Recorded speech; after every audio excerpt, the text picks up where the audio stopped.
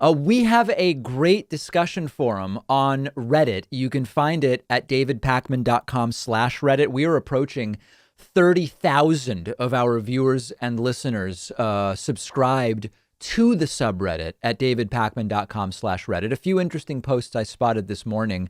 Oklahoma is indeed trying to return its $2 million stockpile of hydroxychloroquine. How funny and sad is it that nobody talks about hydroxychloroquine anymore? There was a period of time where hydroxychloroquine was being touted by Donald Trump, by Sean Hannity, by all sorts of random people who were pretending to know about coronavirus treatments that had not yet been peer reviewed.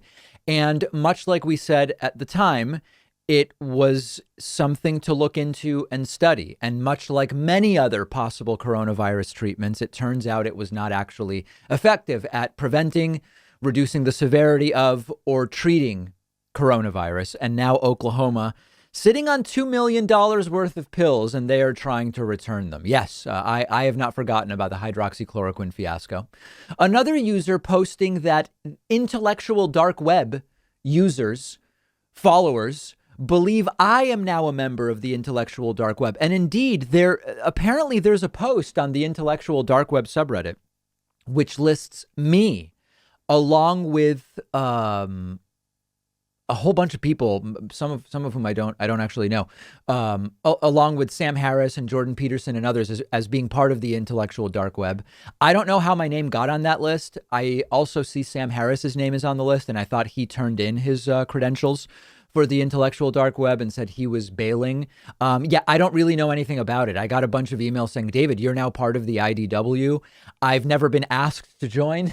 I've never said anything one way or the other. I don't even know the status of the intellectual dark web at this point. To be perfectly frank, I haven't heard much about it for months and months or even more than a year. So the status of the IDW to me is unknown. My membership or lack thereof is also nebulous, so I have nothing to say about it. I'm as confused as others are. And lastly, yes, the bizarre stories equivalent to the Obama tan suit scandal about Joe Biden are starting. A bunch of people sent me this article that was posted on foxnews.com. Joe Biden administration under fire for removing an Oval Office statue of Winston Churchill. Listen, we predicted this. We predicted this when we knew Joe Biden was going to be the next president, which, by the way, was in early November. It wasn't January 19th when some other people finally realized Biden would be president, or even January 20th.